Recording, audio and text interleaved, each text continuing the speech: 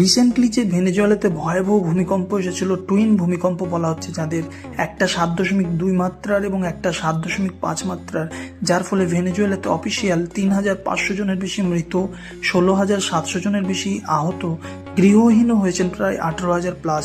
এমনকি রিসেন্টলি একটা নিউজ দেখা গেল যে একটা 11 দিন পরে তার মা এবং তার বাচ্চাকে মাটির নিচে থেকে জীবিত উদ্ধার করে বের করে নিয়ে আসা হয়েছে। পুরো শকিং দৃশ্য। তো পরীক্ষার জন্য ইম্পর্টেন্ট হয়ে যায় ভেনেজুয়েলা সম্পর্কে তথ্যগুলো আমরা এক নজরে দেখে নেব। ভেনেজুয়েলা সাধারণত দক্ষিণ আমেরিকা মহাদেশে অবস্থিত একটি দেশ, যার রাজধানী হচ্ছে ক্যারাকাস। টোটাল পপুলেশন 2.88 কোটি এবং এর মুদ্রা হচ্ছে ভেনেজুয়েলান বলিভার। সর্বোচ্চ শৃঙ্গ পিকো বলিভার।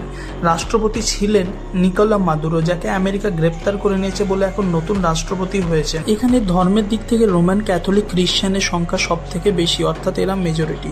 ভারতও ভেনেজুয়েলাকে হেল্প করার জন্য একটা মিশন পাঠিয়েছিলেন এবং ভেনেজুয়েলা বিশ্বের সব থেকে বেশি তেল বা পেট্রোলিয়াম রিজার্ভের কান্ট্রি, এটাও আমাদের কিন্তু মাথায় রাখতে হবে।